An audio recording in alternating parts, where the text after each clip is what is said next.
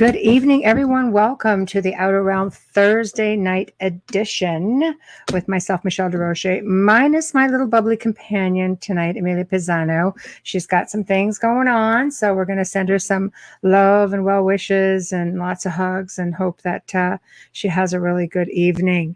We are broadcasting live here tonight via the International Public Radio here on United Public Radio Network 105.3 FM from the beautiful city of New Orleans. This evening's segment and every evening segment is fully sponsored by the amazing folks over at Folgers Coffee. So thank you, Folgers. We love you, love you, we love you. Tonight, we welcome back Chris Stiles to the show, and we will be discussing UFOs. And for those of you who missed the first show, he was basically talking about Canada's Roswell, which is Shag Harbour. So we're going to touch on that a little bit just for those of you who missed it. And then we're going to get into some Canadian UFO sightings and stories and stuff that he's got documented. So that should be a lot of fun. In order to participate in tonight's show, you will have to head over to UFO Paranormal. And of course, we've got UFO Gods and Extraterrestrials, and we're on Twitch, and we're on, let's see, what else? We're on PitTube, we're on Twitter, we're on all of the networks, Facebook pages. I will be able to see all of your comments in the stream. I will not be able to type back to you because that would be very rude of me, but I will address everything as we go along. So please just feel free to give your questions or comments, and I will definitely make a point of getting back to it. So let's hopefully settle ourselves in, have a really great segment with Mr. Chris Stiles. And as soon as he arrives, we will pop him in and get the party started. There he is. How are you? I don't hear you. Yeah, go on the bottom and just unmute. Yeah. Unmute your mic. Nope, you're muted. Oh, can't hear you. No. Nope. Is your mic on? Maybe you have to give this permission to use it. Have you done that? Yeah, I might have to play around a little bit. See at the bottom where it says camera and the microphone at the very bottom? Maybe just click on that and see. You may have to just give your permission for the program to use it.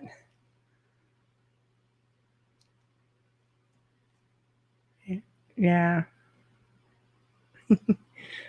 I know. It's fine. Oh, hey, Wayne. Glad you made it.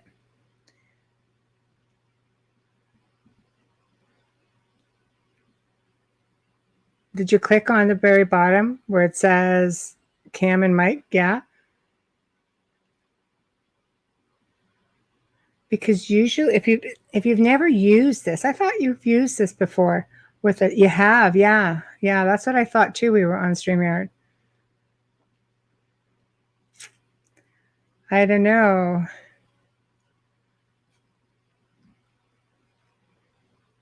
Camera looks great. We just need to get your sound.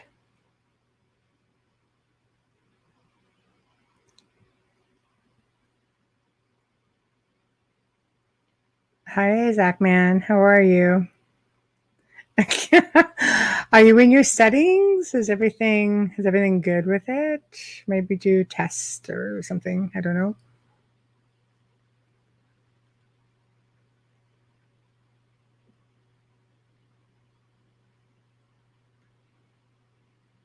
Do you want to try again? Do you want to pop out? Do it. Okay, let's do that. We're going to pop out. I will let Joe know, and we'll bring you back in. So maybe you might have to come in. Yeah, let's hope we can get that going. I want to hear all those amazing stories you have to say. Right?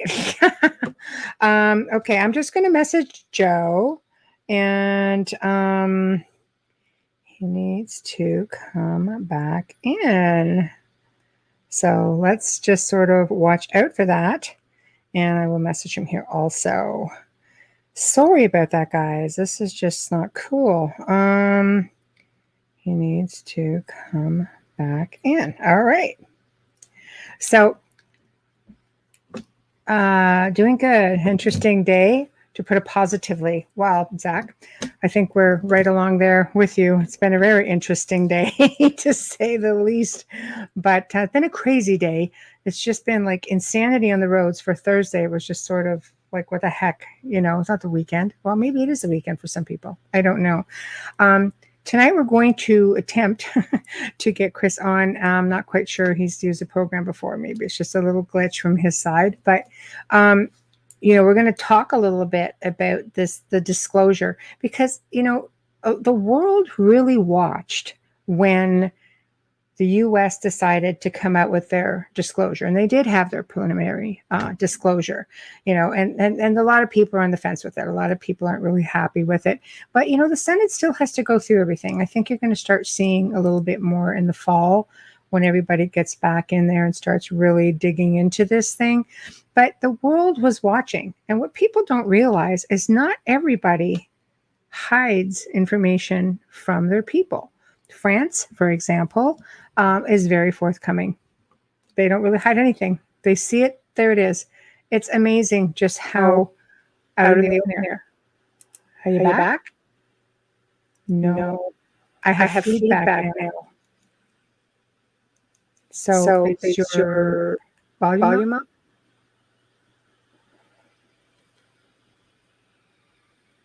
Yeah, I got negative feedback. Okay, that's weird. Ooh, negative feedback. Yeah, no, that's weird. What's going on here? Let's see. I don't know, because I have feedback from everybody here. Okay, that's a bit better. No feedback. Oh, we lost them. Oh, Yeah, he's got to reconnect. Okay, yeah, I don't know. He's going to have to try to work that out. It's weird. It's a weird, strange evening. It figures y'all connect We so see strong. 3 screens. People are seeing 3 screens. Is that on? 3 screens, right? Oh, that's because I'm on. No, it's good. I'm messing everybody all up. They'll see my fingers now. Oh, Sorry, there we guys. go. See, there you go. Just the computer. That's my camera facing at the screen, so y'all can't see that. That's what Someone goes. I see me can right hear now, him. they would be scared. Okay, Oh, you can hear him, but we don't have him. we're gonna drop him back in now. Let me drop myself. Okay, let's try that. I still can't hear you. I just eat it up. Just skip the crap out of it. I don't know. That's just. I have feedback again.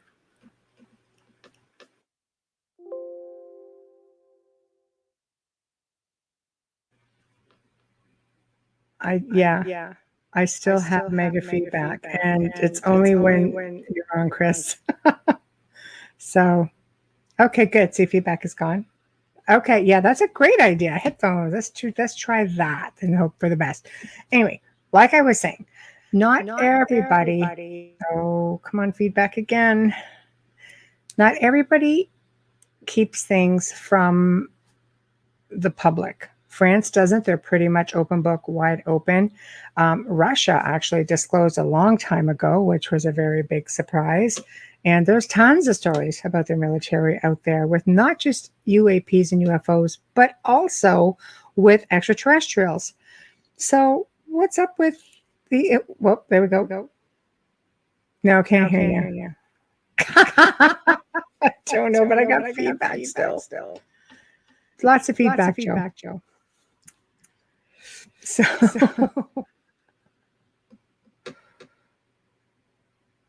I don't know. But I do have a whole whack of feedback. Maybe a restart on a computer might do it. Do we want to restart? Because then I'll have to post all the links. Or is it just Chris that has to restart? The last thing is you probably just need to restart his computer. Okay, yes, try to restart and we'll bring you back in. Okay, that's okay. That sounds good. All right. Okay. So see, now I have no feedback. So that's from... That's weirding me out. So there's something that's picking up. He's got a mic open somewhere. It's picking it up, but it's not picking him up. Yeah, that's really strange. You know what it might be? It might be a setting. It's probably a setting that's off on his computer somewhere. Well, maybe it'll fix itself. I Yes, a don't lot of know. time. Well, So, a lot of times restarts will go back to the original setting. So yeah, because he's got some really this is great. their demon. Oh, that could be a thing. And we talk about he's got really great Canadian stories, and hopefully we'll get a chance to get to them because when it comes to UFOs, you don't really hear a lot about Canada. Get a lot about Shag Harbour. I want to hear a little bit about that for those of you who missed it. That's kind of like our Roswell. So, you know, for those of you who missed it, it was a really, really great story. And we do have some really interesting stories here. I don't want to just kind of say where I am, obviously, but we do have a lot of UFO sightings. And we also have a lot of really strange anomalies. It's like clouds that just seem to be that come out of nowhere. No storms, nothing. And they seem to be sort of round and they're just purging. Like you see lights just flashing out of them. And it's like, okay, your logical self says, well, that looks like it could be lightning, but it's just a really strange formation. And all the lightning seems to be inside of it. And you can almost time it. It's just really, really bizarre. And you have light anomalies that just sort of like huge, just fly across the road in front of you. I mean, that happened to us one night coming down along the river. And this huge anomaly went over the road and it was so high, it was higher than a stop sign. So, I mean, I don't know. How tall are those things? Like 8 feet? It's just something really ridiculous. And we're thinking, was that a deer? And you look over to the left, I mean, and it's a straight drop down a really long ways, like 100 feet easy, maybe more. And a deer would need room to, they'd have to pick up speed to be able to leap. But I don't think they could do it that high. So then when you look beside you, there's nothing there. And this thing was completely translucent. And it was almost like an iridescent bag that just kind of went across, but yet it was not. And nobody wants to be that guy. So it was quiet. But we look at each other. It's like, did you actually see that? It's like, oh my God, I did see that. Thank God it wasn't only me. And there's been a lot of weird stuff like that. We've had like lights just go through the house, bright lights. And it's like, what the heck was that? We're not far, from the river and the falls and things like that. So I'm giving it away a little bit, people. And there was another event where something came through the dining room window. Now, this house has walls that are about 3 feet thick. So when the windows shake and something literally goes past you through the house and hits another set of windows and they start shaking, that's sort of something. So, as if it wasn't weird enough, I had a radio show that night and we were in a studio at that time. We were in a radio station at that time. And, we get a message from the neighbor who basically says there's all this smoke coming out of the chimney, and he goes, okay, I'm going to go over there and check it out. And the house is flooding. Something hit the house. And this is just next door. So a car hit the house, but it's such a humongous piece of property from that corner. You don't just hit the house. So we started wondering, did something startle the driver maybe? This is the middle of the day. So, there's a lot of things that go on in this area. People have sightings all the time. Wayne has seen UFOs just flying up out of the gorge, just up it goes. And it's like, oh, okay, there it is. And then we're not actually far from a military base in the US here. And usually when there are sightings, you hear them taking off, whether it be one of their jets, whether it be one of the helicopters. So you always sort of have an idea that you actually really saw something when the military takes off after it. It's like, okay, there's something on. This is a thing. There it is. So if we're getting all these sightings, one has to wonder, what's in them? What we all see UFOs, unidentified flying object, could be anything really. It could be an air balloon, even though drones could be. But when you start having other experiences, hearing things in the house, and the house is haunted. The house is haunted. So we're very diligent about the sounds. We know the sounds that our spirits make. They're pretty habitual.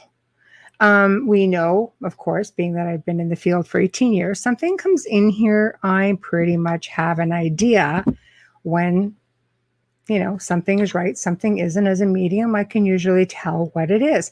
But sometimes there are things you just don't pick up on. And you see little things out of the corner of your eye, and I'm starting to wonder, who's visiting? So, as you've heard me say before on the show, I woke up. I won't even say I woke up. I hadn't even fallen asleep yet. I was ready to go to bed, and it was quite late, maybe about 1 a.m. So it's not like it was like 5 or anything like that. And I look over, and there's a gray, probably about between 4 and 5 feet tall, and I got fully awake, and all I remember saying was nope.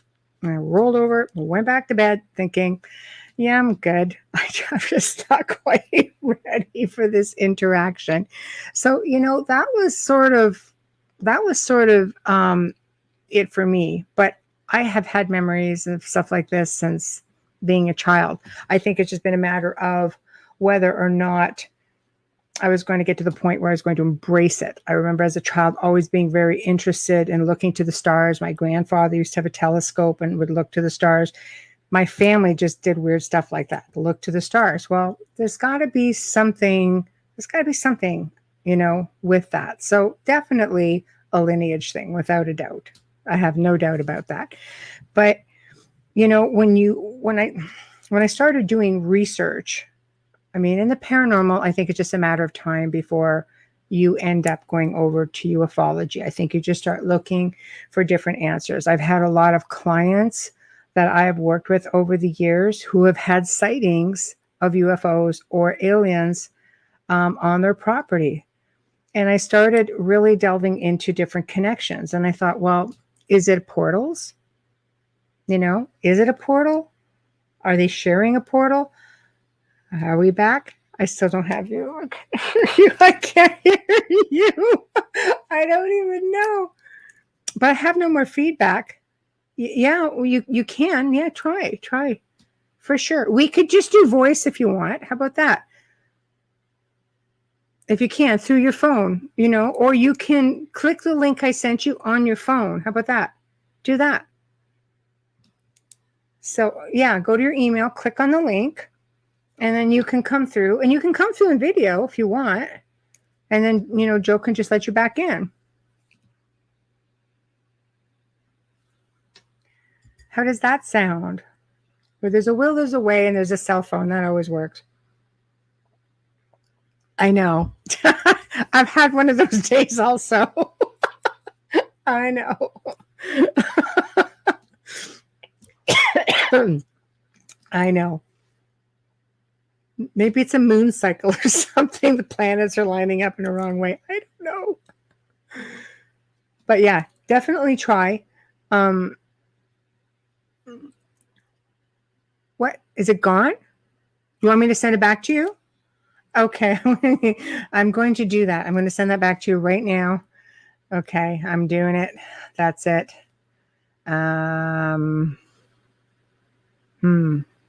Okay. There we go. Sending it now. All right. Coming at you. Let's try that one. This really is an adventure. I know. My day's been the same. I'm sitting here talking about all of my, ET experiences while we're waiting.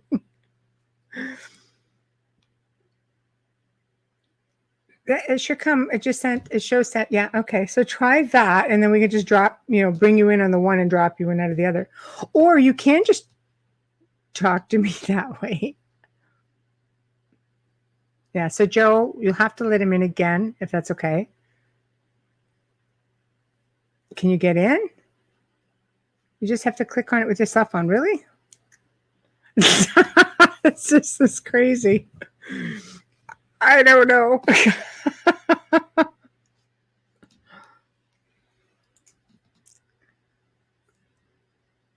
Oh, oh, come on. That's crazy.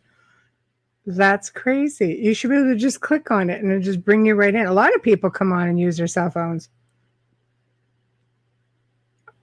Maybe somebody just doesn't want you talking. I don't know. Um, I don't know if we can call through that way. I think you have to, yeah, kind of do it through your camera. And I can't just stop the show to do another format. I do apologize. That's just not cool. It should just click on and bring you right in. I don't know.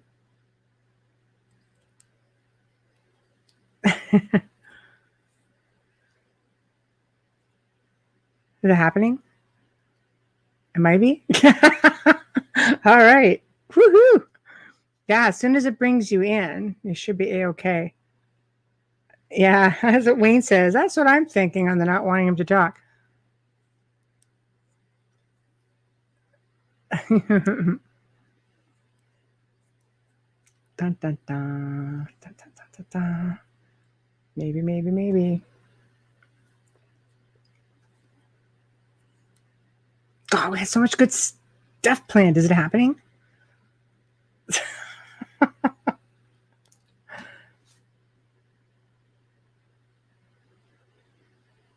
I can't hear you at all. We have to let you in. Joe, he's trying to click in again. Here we are. He's trying to get in, I think, through his cell phone, which isn't the first time. I mean, our hosts do it.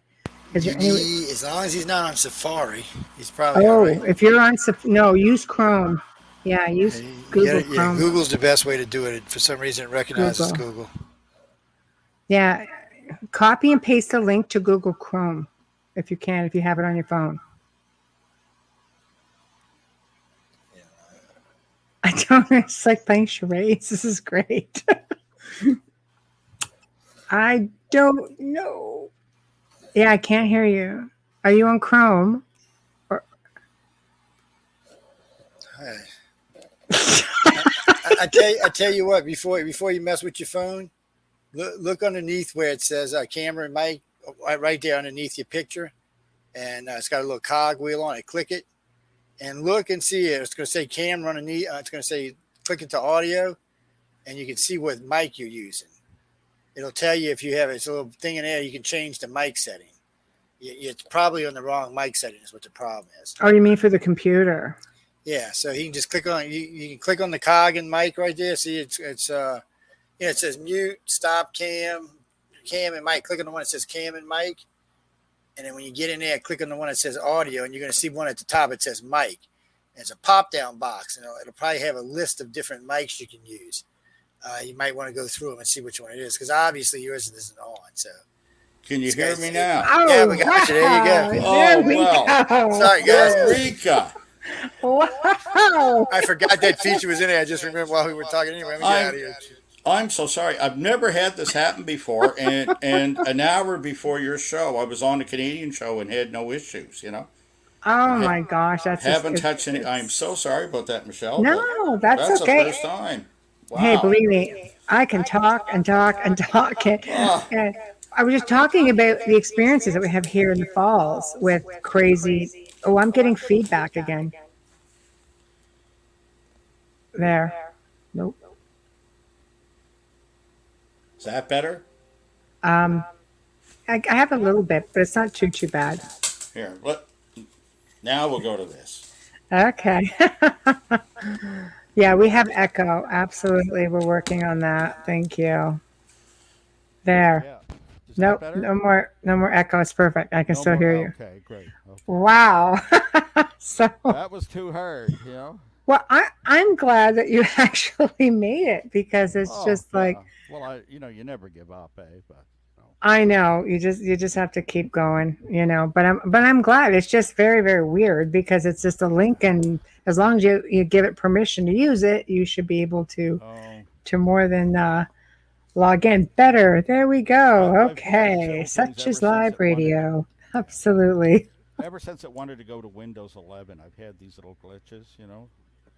But usually, though, the only one that StreamYard does not get along with is Safari, unfortunately. No, this is Window on Chrome. Ah, so you should be okay. But I'm glad it's all good now. Anyway, Yeah, I moving know. along. Woohoo. Moving along. So, how have you been keeping? Oh, I'm good. I'm fine. Except for I'm now. staying out of staying out of trouble. Had both shots of MRA vaccine, etc., Ah, there we etc. All's go. good. Oh yes. There we Yeah. go. Yeah. The Oh, you need to government. turn your volume up a bit, apparently, I'm told in chat. All right. God, pushy people, eh? Is that working? Are we getting there? A little, we're getting there. More? More. How's that? That's better, right, guys? Can you hear him okay? Yeah, yeah. Yeah. Let's go All with right. it. That'll tell us if it's not. Now you're distorted, but I can live with it. I grew Okay, up in a just like rock more, and roll band, more, so you know. more. You need it more? Can you just pop it up to the top? Yeah. Like there we go. Let's see if we can get more out of this setting here. Afraid to. It's so hard because people don't realize we can't just do sound checks and stuff like that because there are shows that come on before us and the links change slightly Is with that every better? show. Is that better? Yeah, I hear you good. Oh, Yeah, good. we can hear him, but Oh faintly. well. As long as you and I can hear. I know it doesn't matter if people want to listen to archives afterwards. Yeah. There we go. Yeah, I can hear you guys. Okay, you guys can hear, I hope. So for those who did not get to tune in the first time, can we touch a bit before we get into anything on let's say Shag Harbor? Well, yeah. Whatever you want. So you want to start a bit with Shag Harbour. I Um, just want to recap it. Yeah, so just very briefly, what happened in the beginning, or are we sure. going back to the start? Yeah, Sure. this is a Okay. big event. This is like our Roswell. Well, yeah, in Canada, it's often called Canada's Roswell. At least that's what the TV producers seem to like when they come to town. Okay, it's October the 4th, 1967, right? Canada's centennial year. We were 100 years old, the summer of love and all that. And but it was past summer, and it was October the 4th, and it was a clear, cool night at about 11:20. The moon had already set, and picture a fishing village right by the coast on Old Highway 3 here in Nova Scotia. There are no street lights, things are very dark. The atmosphere is very clear. People tell me you could see sixth magnitude stars without binoculars. It was that kind of night, Mm, which is rare in Nova Scotia. We're often in a fog bank here, right? right. Anyway, if you were outside around 11:20, people that looked up would have seen a series of flashing lights move in from an easterly direction at first. And so, in other words, from inland. And they flashed in an unusual pattern, not reminiscent of commercial air traffic. There were four lights, and they went one, two, three, four, and then they would flash once all together. This pattern would repeat over and over. People that were out driving around and saw this, heard no noise or whatever. The object first moved over the water of the Sound, which is what the locals call Shag Harbour.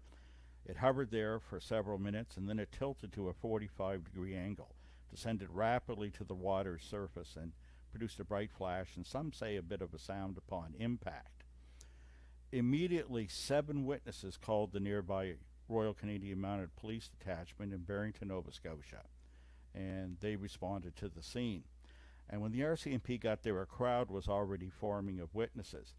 And all those calls, one of the unique things about this case that called the RCMP detachment is that nobody reported a UFO.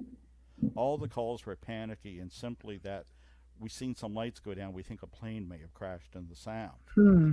Now, when the RCMP arrived on the scene, there was already a crowd, like say, by what locals called the Moss plant. It was a little fish processing plant, and it did things like Irish moss, which back in the day was used to thicken ice cream. Had a commercial use.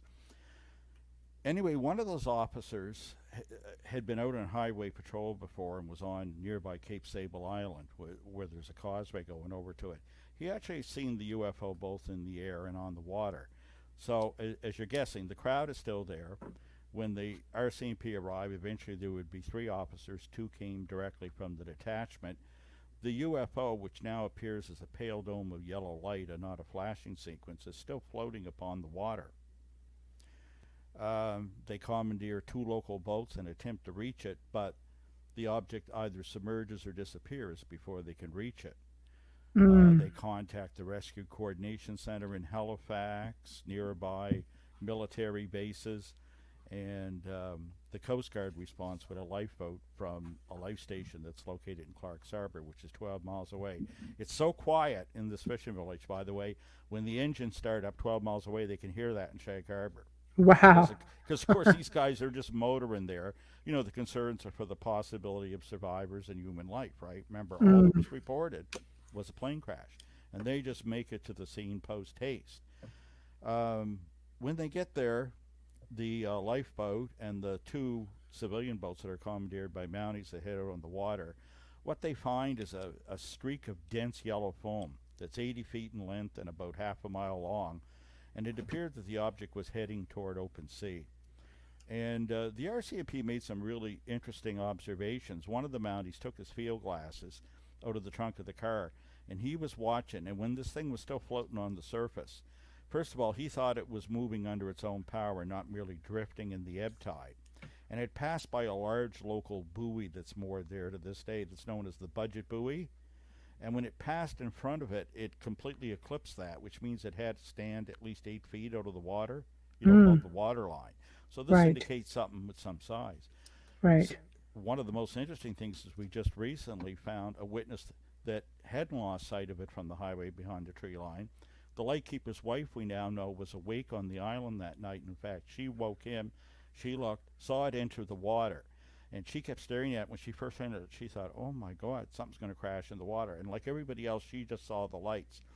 But at the moment that the UFO broke the surface and the light washed back, it caused the lights to reflect back on it, and she could see that it was a large disc. No fuselage, no nose. And she didn't know what to make of it, but of course everybody then just went into rescue panic mode, right? Right. The search continued till about 3 a.m., got called off and resumed at first light. Eventually word got to Canadian Forces headquarters, and underwater was searched. It was ordered through Maritime Command, which involved the Navy, and that went on from October the 4th was a Wednesday night. This continued to last light on Sunday evening, at which time the search was terminated. A press release was out the next day saying, we never found anything.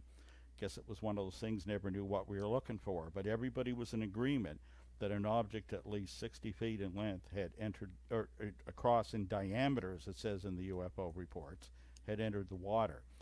And, there were no later missing aircraft. The water in the sound is very shallow. People were going over for days too, just with their fish finders. Even after the Navy had stopped doing the search. And that's what happened initially at the opening thing. So where would you like to go from here? Questions? Jump ahead? Yeah. Well, hey, it's your show, man. Wherever you want to take it. Well, I'm comfortable doing whatever. It's just whatever. Yeah, I just wanted to give a recap because it really isn't something that you hear about. There's not a lot out there on Shag Harbour. Well, no, and it's funny because there's been several featured documentaries, not as many as, say, a case like Roswell. Sure. Not everybody, in big U.S. production companies is interested in a foreign case. Mm-hmm. And to be honest, I get much more inquiry from Spain and Japan and other spots around the world, than I do from the U.S., That's crazy. But, I recently just did another Canadian series, a few episodes. It'll be coming out. Awesome. Soon. Yeah, let's jump to that. It's not a show I'm familiar with. I think it's new. I think it's going to be called Encounter UFO, and it's on something that I don't have in my local cable system called the T&E network. I got to be The careful with those initials. T&E is T&E. I'm not familiar with them, but T&E. Oh, okay. yeah, Yeah, but that's coming that's a up in the pretty next big.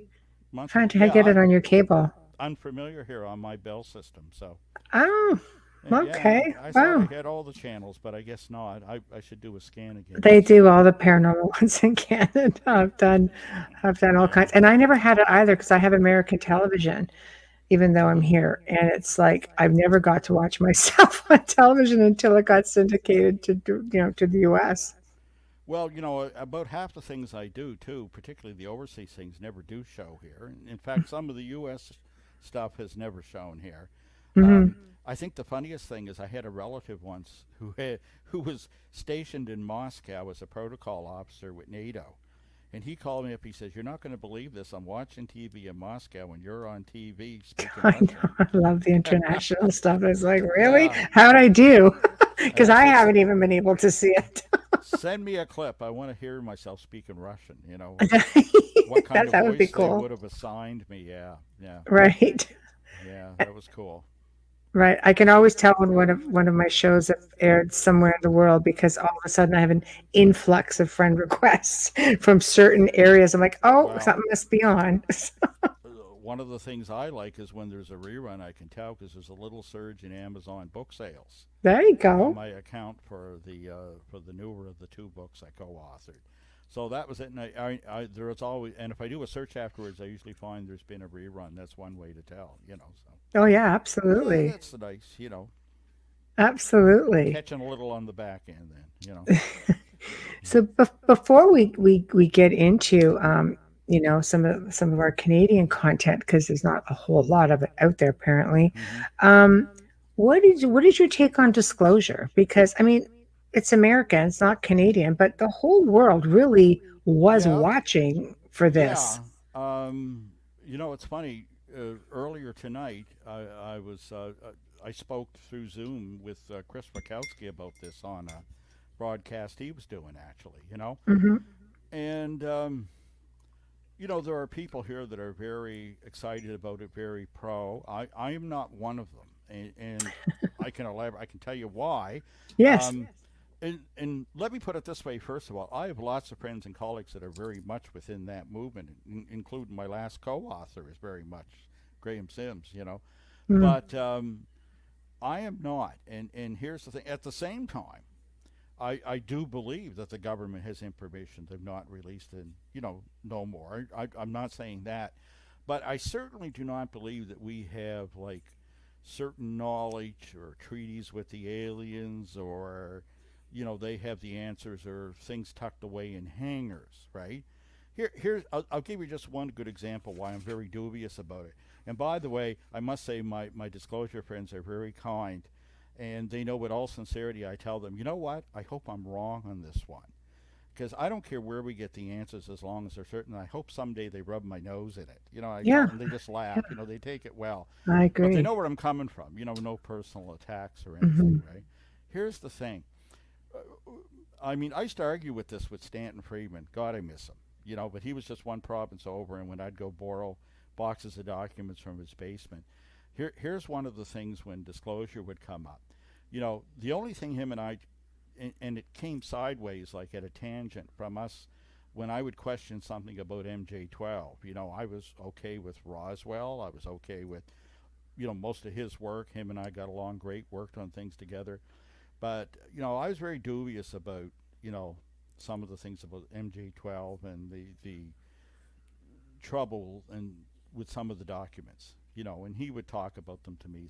The ones that he said, well, that one's in my gray basket, Chris, is what he used to say. But here's something to come up. I told him a funny story because, I can't remember. I think it was 96. I was down in North Carolina. And after a conference, somehow I ended up going to a movie with Phil Klass. Believe it or not, he invited me to supper or something. And I can remember the movie was just, and there was a group of others, but he was amongst them, and he was talking to me because he really liked my presentation on Shag Harbour. And unlike Stanton, he told me he remembered the case well, and he seemed to. And he actually admitted to me, he said, Chris, He said, something did happen there. He says, I'll probably put something on one of my blogs or websites. Don't let that bother you. He goes. He was very gracious about it, and I just laughed, right? Anyway, we went and seen that movie that had come out, not one of my favorites, Independence Day. Right. I don't know if I you've seen actually that. liked it. Well, I'll tell you. I'll tell you. There It's out there, but it was hilarious. Yeah. Well, I Yeah. must admit, I liked Will Smith's line, like "Welcome to Earth." I thought, well, he's been warned. That poor Right. alien. The other one, and here's the whole point of what it leads up where I get into it with Stanton about MJ12, and I talked about this. I brought this up to Chris Rakowski tonight. Is that after this, and I told Stanton that, he just rolled his eyes when I said I hit supper with Phil Class when I was down south last time, and he said, well, that must have been enlightening. And I said, you know what, he asked me what I thought in that scene where the actor, it was Bill Pullman, wasn't it, plays the president, and he That's right.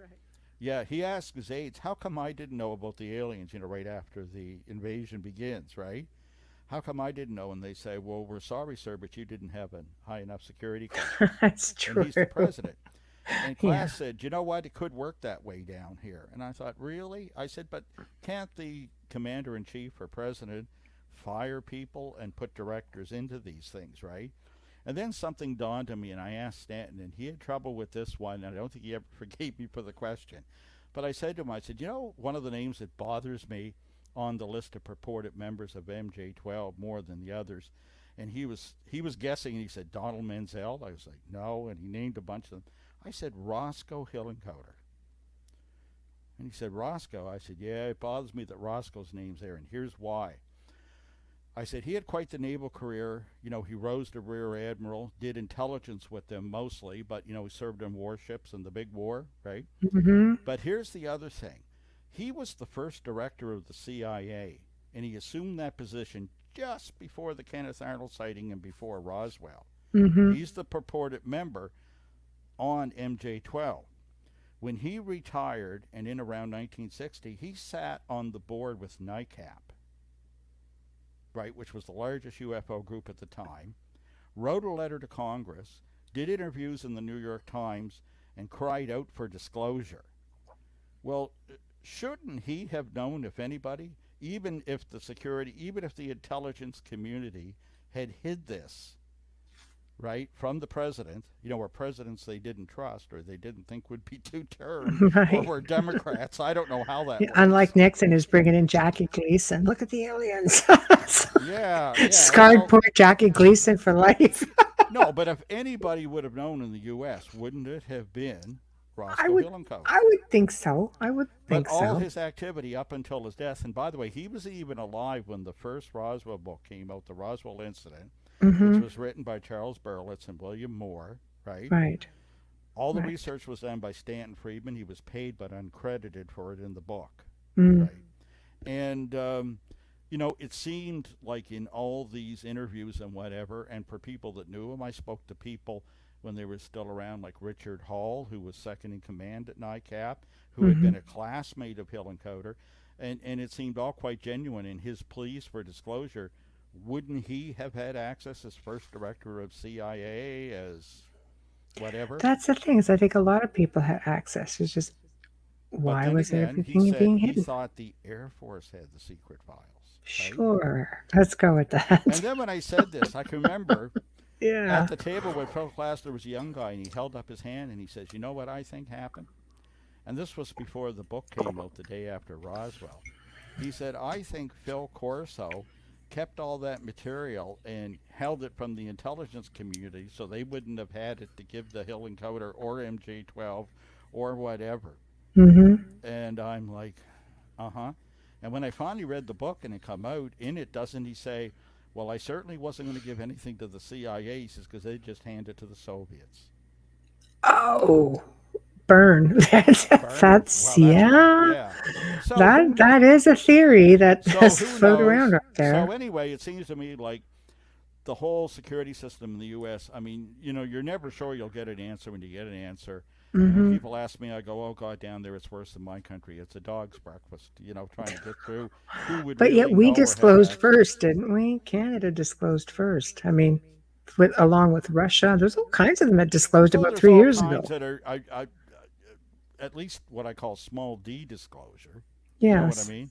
Yes. Nobody stood up and said, and canceled, cleared their desk for the day, and no president or prime minister has said, yeah, okay, we know they're here. And it's never been, there's been lots of small D disclosure, yes. But Yeah. that capital D, and listen, if that were the case and you were going to do that, like, remember my question, the Hillenkotter thing really bothers me. He would know. But let's say some presidents know and some presidents did not know, Right. right? I mean, Which is a theory. yeah, I mean, I've had people there that worked in the intelligence community that said, well, we told Ronnie Reagan, but we didn't tell Trump. We told, I'm like, I don't know how you made cut or what the deciding thing I think is, it's right? Democrats and Republicans. I think it's pretty much falls into all the Republicans, but the Democrats, meh. Well, we'll see what side it falls on if the aliens are admitted to, if they are indeed here, if they get the vote. If they, if they come under the umbrella of the Constitution, if they get suffrage in the vote, well, we'll know then. We'll know. What side it falls on, yeah. But, I've even had somebody tell me there that they were pressed up against the door the day that Prime Minister Brian Mulroney, boy, that seems like a long time ago, It does. was late showing up in the Oval Office to meet with Reagan, and they kept everybody waiting outside for an hour. And one of the reporters told me, and he was right outside the door listening to the crack, and it took about 20 minutes, but Reagan told Brian Mulroney about the aliens, and it took him about 20 minutes to convince him he wasn't joking around. And this man swears to it. Well, you could say, Chris, that's just another story, and you could dismiss it. That's typically what I would do, by the way. But here's just one thing to consider. This guy had leaked some things to me before that have stood up, and I'll give you an example. Remember I talked about that trip? I mean, I made a couple dozen trips to the U.S. over the years, to present at MUFON conferences or whatever. The one I mentioned about in Greensboro, North Carolina, the one where I had this amazing supper, whatever you want to call it, with Bill Klass and others. When I went down that time, just before then, this would have been the July 4th weekend, and I can't remember the date it was released, but before I came down, I was told by somebody by this media person, that there was going to be a big announcement from NASA that they might have discovered extraterrestrial life. And he said, not necessarily intelligent life, might be simple life, but there's going to be a big announcements coming out. Well, I'm like, yeah, and he really stressed, no, it's going to be big. The president's going to be involved and all this. And I thought, yeah, okay. And this guy had given me tips over the year, and but I kind of thought, yeah, okay, well, this ain't that. It'll be something maybe. Okay, Michelle? But here's what happened. So on the way down, I remember I met some people that I ended up doing a few things with in the field. The first one I can remember I bumped into was the journalist Antonio Eunaeus. And I think I had a connection in Newark, and we recognized each other. And it was my first trip to the U.S., in fact, that one, and first of many. And, we flew together and sat in the seat on an almost empty 737. And after we we're talking about this, what was up, talk shop in the field, I said, listen, have you ever heard a rumor you get around that NASA is about to announce that they may have discovered extraterrestrial life? And he said, no, I haven't heard nothing. And yeah, so I let it go. I didn't push it. Well, when I was down at the MUFON conference, I got to, I already knew people before I came, from dealing with them, from the help they've given me, people that had sent files, everybody from Jan Aldrich to Rob Switek, people like that on the fund. And of course, at the time, Walt Andrus was still the director, right? So Walt and I'd helped him with a bunch of Canadian cases that had gone awry up here. So it was the first time we met face to face. And then he was like, so I asked Walt, I said, you ever heard? No, he said, haven't heard the rumor. John Schusler was there and others. I asked, nobody heard the rumor. And I said, well, okay. And I said, but this guy said everything he says seems to hold up, I can't remember how many days it was later. That's a matter of history. You could look it up. But I can remember watching TV. I was somewhere else doing a presentation. The next thing you know, they have a press conference with Bill Clinton, right? This was the press conference he had to announce the findings and about the Allen Hills meteorite. And that was all. And the clips from that, remember, had been incorporated into the fictional story in the movie Contact, right? But Right. the actual broadcast, he comes on, and says, it's preliminary, but we do believe they found microfossils of life, indication of a second genesis on Mars in fossils that have, and I thought, wow, buddy, come through for me again. And, several people call me up and say, who leaked this to you? How did you hear that, right? Anyway, remember the story I told you previous? This guy told me that he had his ear up against the crack of the door outside, with all the reporters, whose legs were going to sleep, waiting, being constantly delayed to meet, that first meeting of, actually it was the second meeting of Mulroney and Ronnie Reagan. And the next thing you know, he claims that he heard Ronnie Reagan tell him that, yes, there are aliens, we know, and blah, blah, blah. So, to this day, it makes you wonder why they would tell Ronnie Reagan, but they didn't tell Obama, they didn't tell Trump.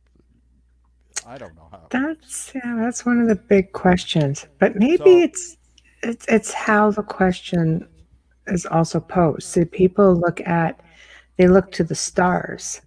Is it possible that life is already here? Is it interdimensional? Is it in our oceans, in our mountains? And absolutely, it might not be ET. See, there's one of the things about my work. Everybody says they have an open mind, but for a lot of people, it's what I call alienology. Okay. They're out to find proof of ET. Listen, I am absolutely open to the extraterrestrial hypothesis. Right. And I think in a lot of cases, Shag Harbour being one of them, that's what I'm seeing the indication of behind it. But I think that there are multiple reasons for the unknown class of sightings and encounters. And I think not just that, but I think there's multiple unconventional reasons for them too. And yes, some could be ET, some could be interdimensional or a super intelligence, and some sightings, some recent ones, including that one I had in 2018 where there's video and a bunch of people saw it on Cape Sable, to my mind, looks as if it could be an unrecognized life form on Earth that isn't normally visible, that's part of what I call a shadow biosphere, just among our own, right? And that's something that's being examined and considered quite a bit. There are several pages about it even in Wikipedia. In biology is going through a revolution where they're looking at things like, was there an earlier RNA world? Was it superseded by DNA or by panspermia or both? And, they're even considering that there's unrecognized life forms among us, like even odd things like desert varnish could be a life form. So, there's those possibilities, and you've got to look at it. And I think you can tell by the appearance, the behavior. There are other clues, but I think there's multiple things going on here, which to me, of course, it's a bigger challenge, but it makes it much more interesting. But to me, the extraterrestrial hypothesis is, of course, still on the table. There could be ET, and yes, he could be here. I mean, yeah. Yeah, because what do you say to abductees? It's kind of hard to say to them that, no, your experience isn't real, or it's a perception of something that's happened. No, and I have only investigated one such case in depth. There have been a number of claimants here on the East Coast and in Nova Scotia, right? There's only one case that compelled me enough that I went to in depth, and this is really funny. I mean, it kind of drugged me in. I had no interest in it, and that may sound a bit odd, but people who know me realize for years this guy was caught up in the nuts and bolts and the paper chase and the meetings in parking lots. And, I like it. Like the deep throat. You're like the cigarette smoking man on X-Files. Just going to meet and then get some information in private. Hopefully just a little healthier, but maybe so. Yeah, hopefully. I enjoy that. I enjoy the chase, getting out of the armchair but do you want to hear about that? I do. Do I want to hear everything. Yeah, okay. Well, look, Michelle, because some people will be surprised about this. People down in the community down there know about it now and that. But the weirdest thing is how this come about, because like I say, my first little American book that came out way back in 2001 about Shag Harbour, that first little effort, God, believe it or not, in the beginning of the manuscript, that thing was 3 times as thick, but, they were so afraid, at Del Bantam, a U.S. publisher, that somebody might sue, and I said, nobody sues in Canada. Nobody's going to, But everybody, they gave it to 3 different editors, and they all got their checks, so they all had to make a cut in that, and boy, that got thin. But here's the thing.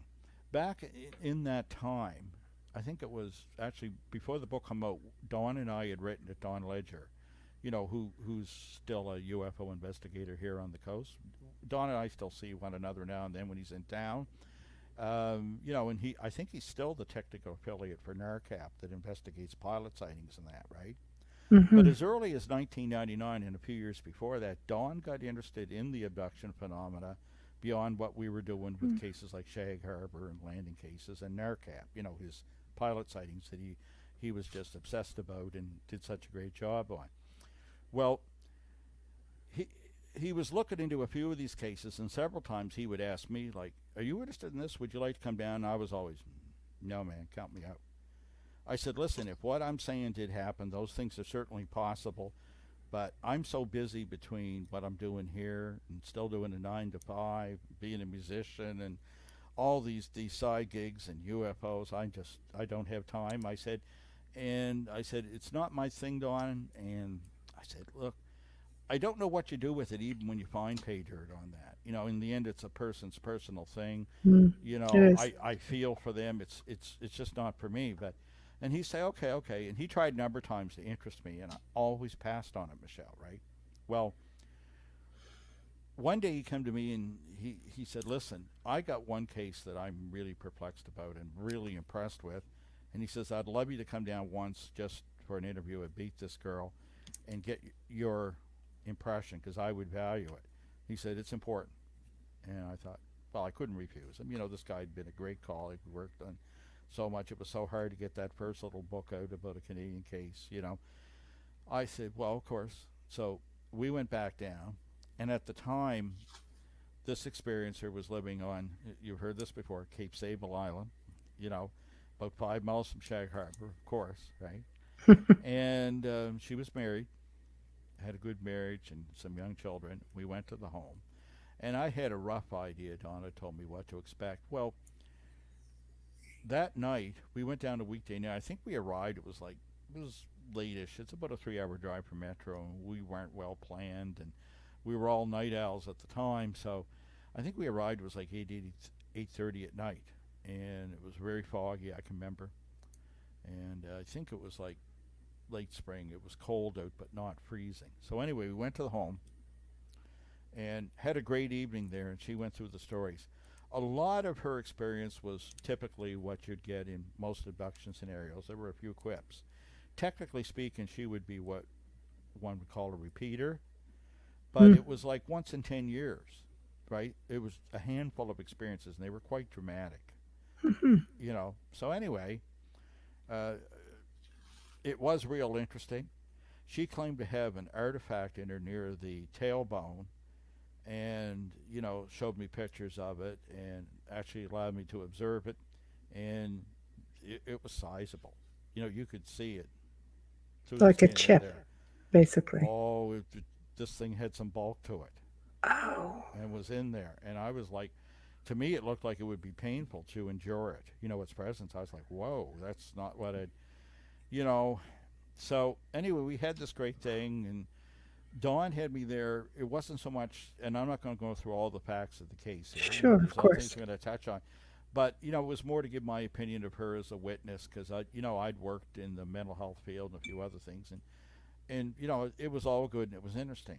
We left the home, I think, Michelle, it was about, 2 in the morning, 3 in the morning or something, I mean, they were trying to get us to linger. You get that kind of maritime hospitality. They're trying to force feed you and give you stuff. Which is awesome. Well, we had to go out. Yeah. When we left the home on the island, it's probably about 15, 20 minutes before you get on the main 100 series highway, the 103, to head back to the city. And when we leave our home instantly, there's a real heavy rain coming down. It's like Amazonian in proportions, just driving. And there's a steady wind out of the east. So we're going west-east, so we're going to be driving into this, and it's just pounded at my old K5 Blazer. And Dawn hated that. I was driving, and it was in rough shape mechanically. It was an old thing, but always got you there. So we pull out, and the water's just drumming on us, and it just kept up. and I never turned the radio on, which was my habit. He sat there, and even though we've been there, we were kind of talked up. We never started talking, and I figured, that's good, Dawn. This is going to be a long drive. Let's just head back. We'll talk about this later. So we start heading back, and when I get onto the main highway, this rain just doesn't let up, and the angle it's coming at, the vehicle wants to hydroplane. You know what I mean? So I'm not going to be able to make real time, right? Mm-hmm. Oh boy, this is going to be miserable. And I'm starting to think, maybe we'll stop in Shelburne on the way back. There's a 24-hour Tim Hortons right by the exit ramp there, because this is going to be a long night. We're just a few miles coming into Highway 103. Hardly made any progress. And I'm starting to notice this faint glow around the vehicle with a greenish tinge to it. And when I talk about a glow, picture this. It's not like a light shining down from above, but it was like a torus of light, like a giant hoop or donut around us. Right. But it was very, very pale at first, Michelle. You could barely see it. And, none of us had still talked, and it's just getting to the point where, okay, I'm sure I'm seeing it. It's not just a trick of light. Had or a few that moments heavy of those rain myself. Yeah, it's like that. reflecting back the lights, but there's Yeah. something, because it's going right around the vehicle. So I'm the first one to speak, and I say to Dawn Ledger, I go, Dawn, I said, tell me you're seeing this. I'm going to be that guy. Did you just see this? And his response, I'll never forget, was he goes, yeah, but I wasn't going to say anything. Dawn was so tired, I could tell. And just as soon as he makes that comment, the light gets much brighter, like you turned up a dimmer switch. And you're starting to get this white flashing, just you couldn't tell where it was coming from, and it was like when somebody's arc welding and you're too close and it's just blinding you. Mm-hmm. So I start slowing up because it's actually difficult to drive. All the time this is happening in the middle of the night, we're not passing a vehicle either way. We're alone, right? And that section of highway from Barrington to the next town of Shelburne, there's nothing but alder brush and softwood. There's nothing and nobody, right? And that's where we are. So Dawn says to me, next, God, I remember this like it's yesterday, and this is in the book, I think, all of it. He says, like, whatever you do, don't stop this thing, And he no sooner says that, and this sounds like it's scripted for a bad TV show, I can feel that there's ice forming in the carburetor. This old Chevy, the stove had rusted off that went from the exhaust manifold up to the carburetor. And when you drove in conditions like this, and it was just above freezing, in the rain, it would freeze. Now, it was an easy fix. Once this happened, you just have to pull over and shut it off. The heat comes up through the block. You're good for the rest of the night. You know what I mean? Right. And so he tells me that, and I go, well, Dawn, you're not going to like this. I go, but we're going to have to pull over and stop because I got ice in the carburetor. with the light, yeah. As I'm putting my foot down, I said, it's actually making it slow down. I said, if I don't stop, we'll be doing 5 miles an hour in about 10 minutes. I got to stop. Oh, he was mad at me. He was like, why did we take this? We should have taken my car. I said, it'll be fine. The battery's good. We'll start right up. I said, and besides, when we shut the vehicle down and put off the lights, we'll see if the light stays. Well, he wasn't impressed. He didn't like that at all. So we pull over by Highway 3, and we shut it off. And, geez, the light is still there, right? So, and the rain is just not letting up. So I start putting my jacket on, and he goes, what are you doing? I said, well, I'm going out to have a look. And I can't repeat what he said next. He was upset. He said, take your keys out, put your keys there. And I said, well, don't you try to start this till it sits for 5 minutes. We'll be fine then. So anyway, I go out. I'm instantly soaked to the skin, and I walk up. And I really couldn't imagine what happened next. It was really bizarre. But as I walked toward the ring of light in this pouring rain, and it was so hard just to look and to keep your eyes open because the water's stinging and that, you couldn't reach it. It's like walking to the end of the rainbow. It would move away from me. And yet when I look behind the vehicle, the back part of the ring doesn't catch up with my rear bumper. So I'm trying to picture what's happening. Like, did it get bigger as I tried to approach it? Or, you know what I mean? It just made no sense, right? Just a few seconds pass. I'm soaked to the skin. I just get back to the vehicle. And Dawn's sitting there, and I go, geez, Dawn. I said, did you see what happened when I walked toward it? He goes, I didn't look. So you just want to miss it completely, like it didn't happen. Yeah, I'm like, okay. So we wait a couple minutes, start the vehicle, starts fine.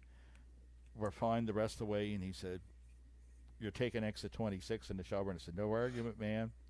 I'll go for that Tim Hortons coffee right now. I'll have 2 cups tonight." And we drove, and this light stayed with us all the way to the exit. This would be like another 20 miles. And again, never passed a vehicle. And here's the corker. We take exit 26, and just as I take the exit, it's like somebody turned the dimmer switch, and the light just fades, and it's gone.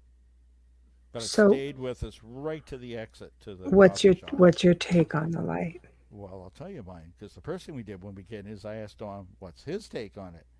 I said, "What the hell do you think that? What?" I said, Nobody wants to "Dawn, be that guy. What's your take? I'll what do tell you you my think that take. is?" And his response to me was shocking. Remember, this is the guy that drugged me down. Right. I can't say against my will, out of character, and I was glad I went, and I'll get to that, to meet this woman, to be, privy to this case. And the first time I went, into, I guess you'd call it an abduction investigation, if that's it. My role was just as an observer and give an opinion later, but I was there. And, so I asked Don, I said, "Well, what do you think that was?" And he said, "I don't know, but I don't think it was a UFO thing." You don't think Well, I it was said, a UFO? I don't know what it was, Don. I said, "But don't you think?" I said, "Do you know how many times I've come down here?" He'd gone down quite a bit, but me many times more. I've been going down there for years. I said, "What's the chances that we go there and you tell me that and you bring me down the first time, and now this happens? I've never had anything. I never had a sighting there." Well, now I have had since, and that was on Cape Sable too, as you know. But, so we talked about that for some time, had several coffees, went back to the city without incident, right? Mm-hmm. I never went down with him to her place again, or to any of, any other case like this, right? And Don and I, over the years, were working on different things and would see one another occasionally, but not that often. 20 years later, 20 years, just a couple weeks before the 50th anniversary of the Shag Harbour Incident, I get a call from Heather Doucette, which is the name of this person. She's come out about her involvement since. She hadn't at that point, right? She calls and says, "This is Heather Doucette." She says, "I used to be," and she uses her previous name. And I go, "Yeah." And she goes, "I don't know if you remember me." And I said, "Well, I'd have trouble forgetting, And we went and met, and she told me she didn't got involved with the local UFO group down there, and she knew there was a conference coming up. And she said, "I'm thinking of coming out and telling my story there." And the night before, do we need a break or anything? No. Okay, good. No. The Yeah. night before she was to present about this at this conference that came up a few weeks later, I came in on the second day, and one of the organizers came up to me and said, "You're not going to believe this, but Heather canceled." And I said, "Oh, that's unfortunate." And there'd been a personal conflict with somebody else there, and somebody was saying, "We know what you're going to say, and no one's going to believe you, and your family doesn't support it," and all this. And this organizer said, "Well, Chris, do you think you can call her or help us?" And I said, "Yes." And I called up, said, "Heather, look, I'm not going to bend your arm, but if you want to drop out because you think someone's going to be critical or whatever," I said, "it's a terrible reason." I said, "Because I warned you that, if you do this, I mean, you can stop, but, you're always going to be that girl. You know what I mean? It's that, right? You can't put the cork back in the bottle." But to my surprise, I forget how it came up. I said, "Don't worry about them." The next thing I realized, and it had come out by accident, I realized she never knew what happened, that Don went down several times afterwards. He never told her about the incident, about when we left her place. And I was stymied by this. So I told her that, and she was like, "Oh my God." I said, "Well, I'll tell you what. If you want to go up and tell your story, if you figure it is that time to come out," I said, "I'm going to go up first and introduce you, and I'm going to tell my story of what happened when I left your place 20 years ago." And did that do it? You could hear a pin drop. Yes, that did it. And both of them were the first time they've been told on the stage. And, yeah. So then that began me being involved in looking into the case, and that's a whole other story. But there's how reluctant I was to look into it.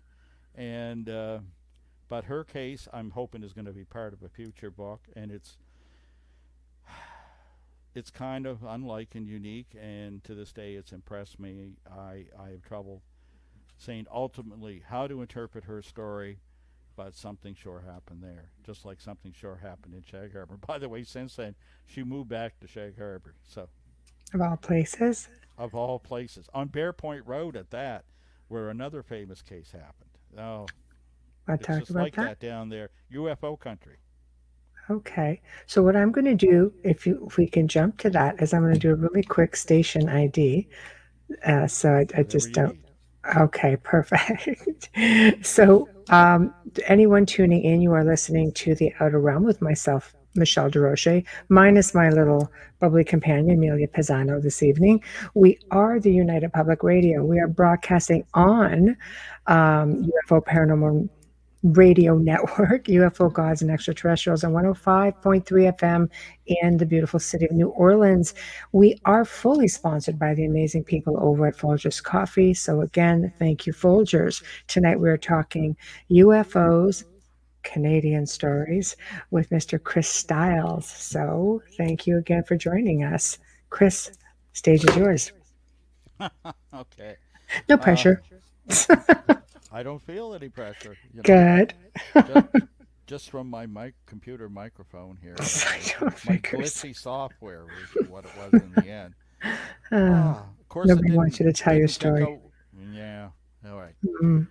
So, yeah, I mean, think about this just in terms of Heather's story. That takes us up to, what year was that? 2017. For 20 years, I didn't go down, didn't discuss it with Dawn, didn't go to any other cases. Hmm. And she called me out of the blue, and, we kind of shook each other up with, I was surprised she didn't know what happened. And anyway, you get the drift of that. That's interesting, right? She did her presentation. Hmm. I started kind of picking up the torch again, and with 20 years later, she was much better able to deal with the case, and I had arranged a regression session and other things, and the things that could be done. Hmm. Not my specialty, of course, but I had access to many of the people who did and got advice from, you know, those who know better than me about these things, right? Hmm. But let's jump to the next coincidence from 2017 to the next year, 2018. Well, because of this, her and I have, of course, stayed in contact since because of all these things that happened, right? But here's how things connect down there and how paranormal things are on the southwestern coast of Nova Scotia for some of us. Hmm. Um, in 2018, um, a friend of mine who's a I call him a film thingy guy. He's a bit of a documentary buff. That's done some short pieces that had them in a few film festivals. Was going down to film somebody uh, about a sea monster sighting, nothing to do with UFOs. And Hmm. he said, it's supposed to be a beautiful weekend. I heard you might be meeting Heather and going down to Shag Harbour. I said, well, I'll be going to Shag Harbour, but I ain't staying there. I said, I'm going to pick her up. We're going into Yarmouth, which is, say 30, 40 minutes drive away, a town. Uh, and I said, we're going there. She wants to introduce me. Now, remember, this all started with Don Ledger wanting me to observe somebody and hear their story about an abduction scenario. She wanted to take me to somebody she knew who at the time was a physics teacher in a high school to tell me something similar. Hmm. And again, I was a bit reluctant, but I agreed to go in and meet this person at their home. And it was her that was dragging me along this time. And we met. This time it's not a rainy night or dark or anything. It's the middle of the afternoon. And we go there and had a beautiful day in a little village called Arcadia outside the town of I know Yarmouth, it. right? Do Yeah. you know Arcadia? I'm really familiar with Nova Scotia. Yeah. Oh, what a beautiful place. We were in It the is. backyard and, drinking lemonade and cucumber Hmm. sandwiches and just enjoying the most beautiful day like we so rarely get here. Hmm. Not a cloud in the sky, dry air, hot. It was Hmm. September 15th, 2018. I will never forget this date. So we've been there, and it was getting around 3 o'clock in the afternoon, right? And we'd had several calls earlier with my friend who was in Cape Sable. doing the thing. And he said, well, if you get done quick enough, give me a call. Maybe we'll link up for supper by the highway or. But hearing the great stories I'd heard and having such a great day in Arcadia, I, I'd failed to do that. But I think it was like 3 minutes after 3 or something. I'd have to look at my notes. I get a phone call from Justin Brown, this friend who's, on Cape Sable Island, right? And he calls and he's extremely panicky. And he says, where are you at? Are you in Shag Harbour yet? I said, no, I'm still near Yarmouth. And he says, well, there's a UFO over the island right now in the daylight. Everybody's looking at it. Like, you got to get here. Well, I said, well, you tell it to hang around. I'll make my way. I think Heather and I were about to leave. And he was real panicky, and I think he thought I was just being kind of frivolous or light about it when I think about my choice of words. But I was serious. I said, no, I'm coming. Like, well, hurry up. You got to get here. I've been videoing this for 10 minutes and blah, blah, blah. So, okay, I'm on the way.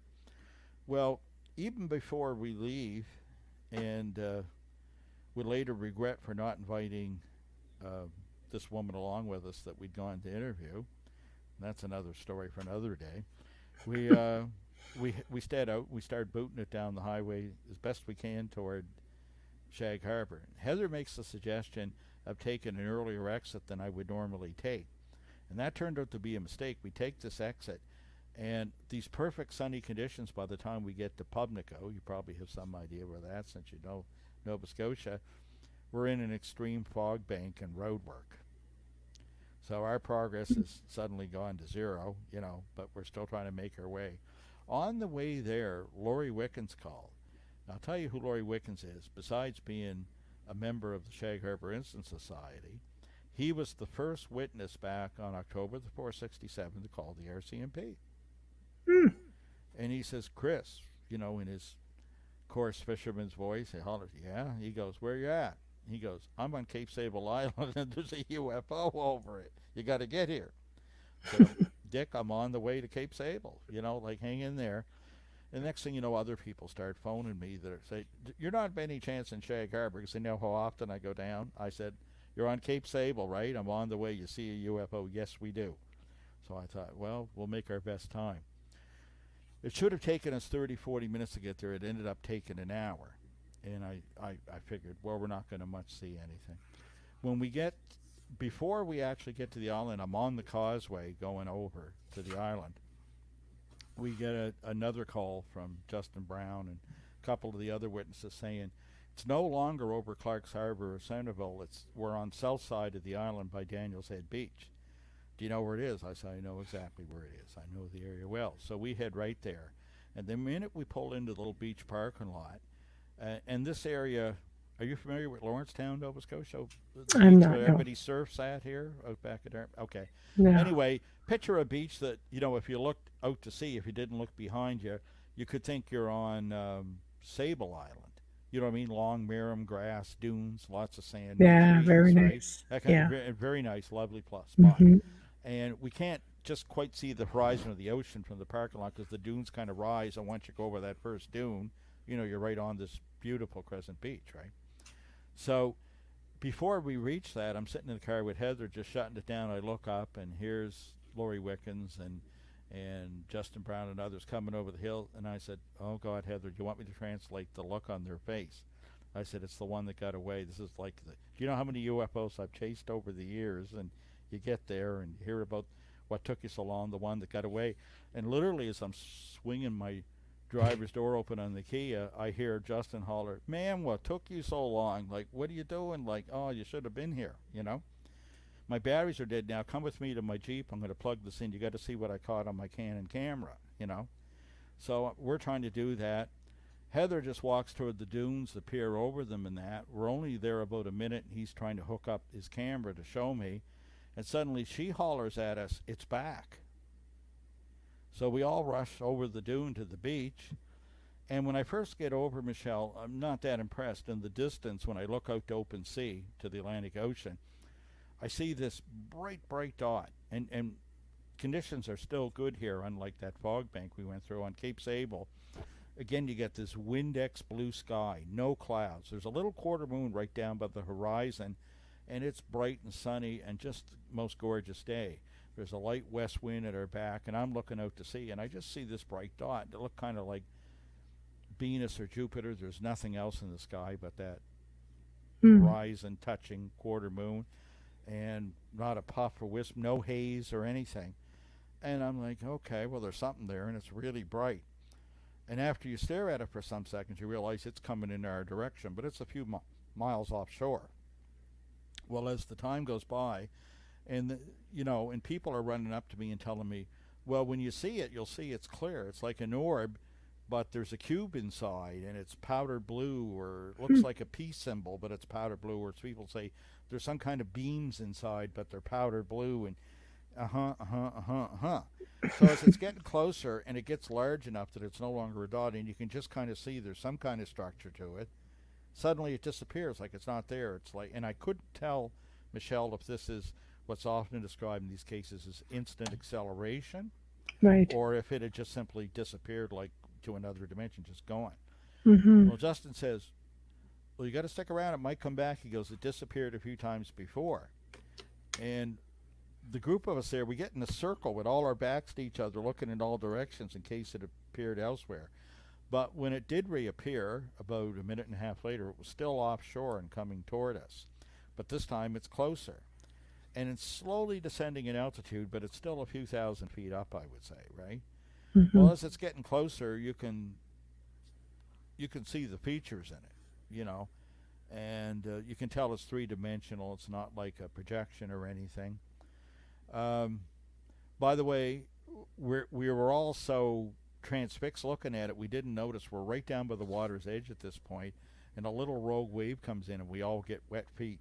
We realize we're just entranced looking at it, and you back up, and everybody had a laugh, right? And I can remember it was the last warm day of the summer, really, that day, that year in Nova Scotia. And there were a lot of people there just getting sun or in the water. I remember a couple of young girls were leaving. They were just holding their bags and clothes and bathing suits about to leave. And they come and they go, what are you guys looking at? And it started moving closer again. When we pointed up and they seen it, they just ran for their car. And I started noticing the reactions of the people. Some people would just grin and stare. Some were euphoric. Some were fearful. Others would just shrug and go, I don't know what that is, and leave. It was just the full gambit. And I was actually finding that just as interesting as, the data is the UFO itself, Mm-hmm. Anyway, when it really starts to get closer, I can remember Heather Dissette saying to me, if this thing gets any closer, we're going to have all the answers and see it.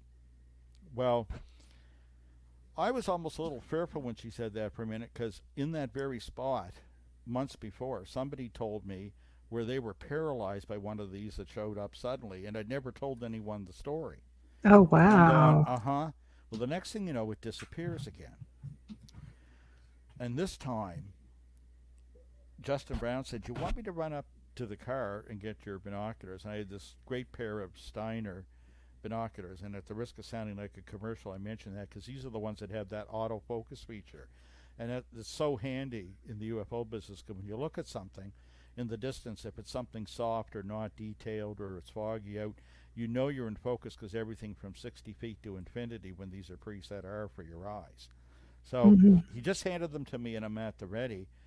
And we look up, and on this third reappearance, it did something really weird. When it reappeared, at first it just looked like a black dot, and the black dot grew like a black disc, and it looked like a reverse image of the eclipse of the sun.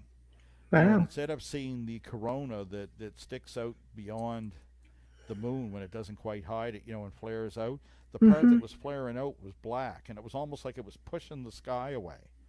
And then all of Wow. a sudden, just boop, it went back to its original appearance as a clear sphere with the blue beams inside, right?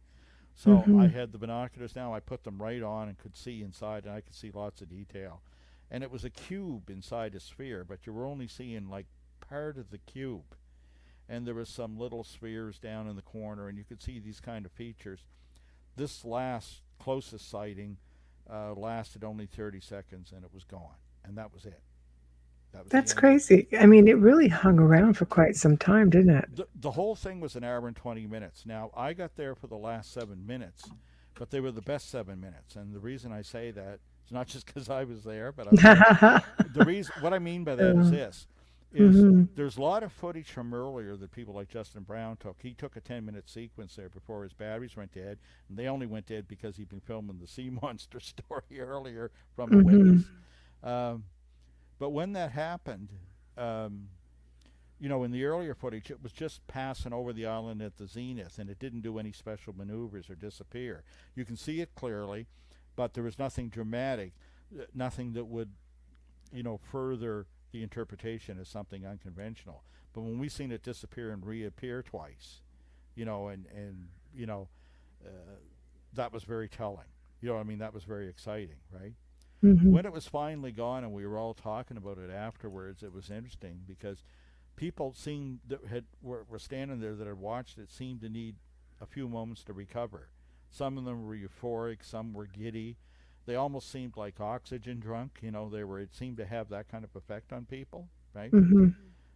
What a day. You know what I mean? The last time I'd seen something where I could say, Michelle, that was a UFO. I was 12 years old. And but think about it again. Who happens to be with me again? Heather Doucette. Lori Weckens, the original witness. And that's one of the first things we said, no one's going to believe this. They're going to think this is scripted. Why would this happen when we're all here, you know? Well, But, maybe because you've seen UFOs. Maybe there's a theory that I've been told that if you see them, chances are it's because you've been in contact with them at some point, or maybe abducted, because they allegedly scrub the memory, loop it. You don't know. But it's not everyone's meant to see it. I think some people can't see them, Yeah, I agree. even when pointed out. And I've seen that, right? And, when you think about it, Mm. I'm still learning things. I think the last time on your show we spoke of that Lower Sackville case that was so strange where the neighbors Yeah, disappeared. Something since I think you had Elliot on as a guest, didn't you? The yeah, a couple of USAMP. times. Yeah, he's You had, awesome. yeah, okay, yeah. I got an email from him the other day, and he sent me a document somebody had put on Paul Kimball's, I think, website or blog site. Paul, by the way, was Stanton Friedman's nephew. Oh, very Still nice. alive. He's a filmmaker and still dabbles in matters UFO and other paranormal things. And when I Right. went on the site, somebody had written into it, and they were another witness to that case back then. And I'm hoping to eventually link up with them. So, all Wow. these years later, you still learn new things. You look at Shag Harbour, where I found the lightkeeper's wife who left the province for years. Hmm. Elliot informed me about a follow witness, and there were details in it where I'm sure it's not somebody just trying to attach to their case or bring a little life into it, but there there were things that indicate they were a genuine witness, and I'm hoping to link up with them. So, that's the great thing about being in with the long haul, living in a small area like this where everybody knows somebody, you know, Hmm. and And everybody seems to have their UFO hotspot. yeah, Like no matter how yeah. small your community is, there seems to be.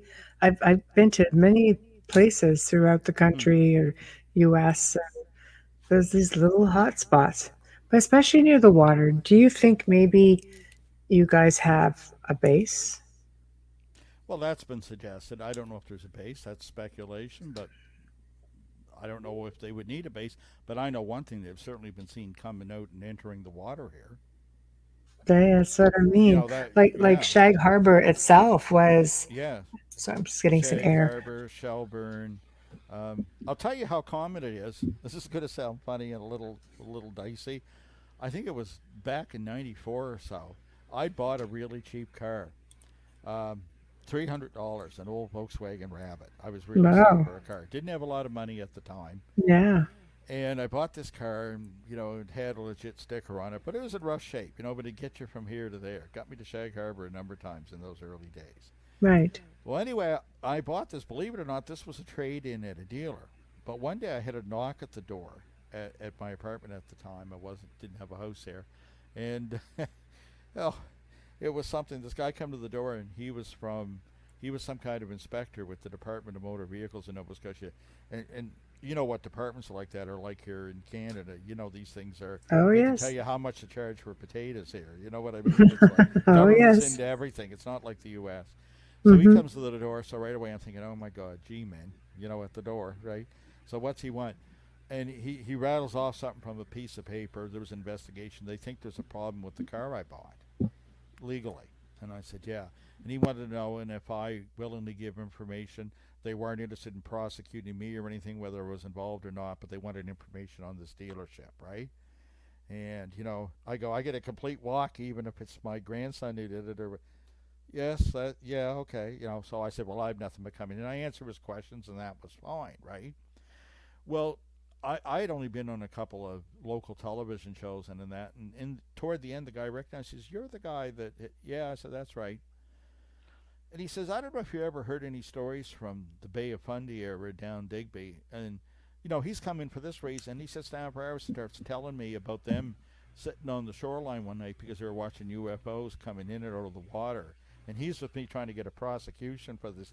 But he bothered to tell me that story. But it just shows you how common that is. And I can remember laughing and thought, who'd ever think this? Well, he says, I hope you don't use my name, he says, because this is my job and I'm not supposed to be, but that's how commonplace it can be here, Another great example I love, and I often tell this one when I'm doing lectures, there was a period I was doing a clipboard survey down those areas, trying to get a grasp on what was going on, with the phenomenon in the early days. And this is when I had time in my hands and I was an eager beaver. And I remember doing this, and when I got to Cape Sable Island, I had some really strange ones. You'd knock at the door, and somebody answered the door and explain who I was and what I was hoping to do. And some woman would stand there listening with her arms folded, and she'd go, oh, I get sick of hearing about that. I don't know anything about UFOs. All I know is when them orange balls are down on the beach, Mom used to tell us, and I tell my kids not to go near them. Right. They were just a fact of life there. You know what I mean? It's like, Yeah.